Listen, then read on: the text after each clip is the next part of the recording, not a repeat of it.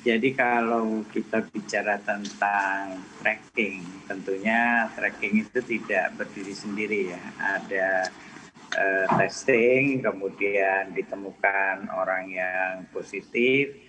Dari orang yang positif di dalam satu rumah misalnya, katakan ada 5 orang di dalam satu rumah, satu positif, maka yang 4 disebut sebagai kontak erat. Nah, kontak erat ini secara prosedur harusnya dilakukan yang namanya karantina. Artinya dia harus tinggal dulu di rumah selama 10 sampai dengan 14 hari. Baru dia boleh keluar dari rumah untuk kembali beraktivitas. Karena kan kita tidak tahu selama ini yang dihandle itu adalah yang positif. Tetapi mereka yang kemungkinan akan menjadi positif itu sampai saat ini belum terhandle dengan baik. Oke, baik.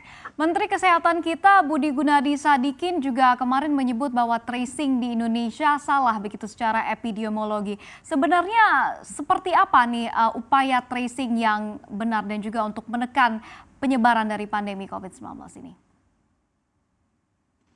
Ya, jadi tracking yang sebelumnya, sebelum ada Satgas, memang kita tahu bahwa karena kemampuan teman-teman di daerah terhadap SDM, finance, dan juga sarana tidak memungkinkan, sehingga mereka melakukan tracking sesuai dengan kemampuan mereka. Tetapi sejak Satgas dibentuk pada bulan Oktober, kita sudah membenahi semua.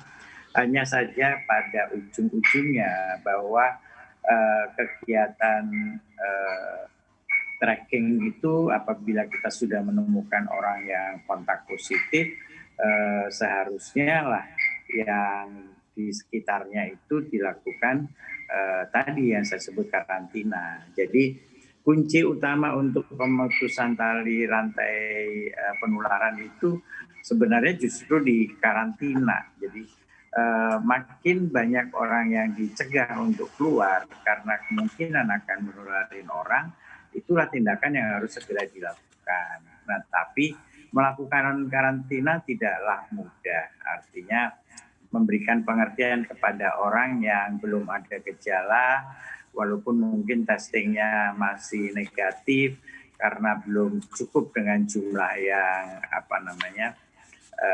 virus yang ada di dalam badannya, yang lama-lama dia akan jadi berkembang dan akhirnya mengkontaminasi, itu tidak mudah. Kemudian mereka-mereka yang diketemukan positif, kemudian mereka harus dikarantina, itu merasa nggak enak gitu, seperti dikucilkan. Itu yang disebut dengan stigma, dikucilkan oleh masyarakat, dikucilkan oleh sekitarnya. Padahal mereka itu sebenarnya adalah, kalau mereka mau melakukan karantina, menurut saya mereka itu justru pahlawan kita, karena dia mau untuk mencegah dirinya tidak menulari orang lain. Coba bayangkan kalau kemudian dia masuk misalnya ke kantor, kemudian di kantor dia bertemu dalam satu ruangan dengan beberapa orang yang dalam ruangan itu kemudian pindah ke tempat yang lain, kemudian bertemu orang lain. Kita bisa bayangkan kalau WHO sih mengatakan kemungkinan tracking itu harus dikejar sampai 30 orang yang bertemu dengan dia. Nah, inilah yang menjadi masalah pada saat ini, karena kita belum bisa melakukan karantina itu dengan sebaik mungkin.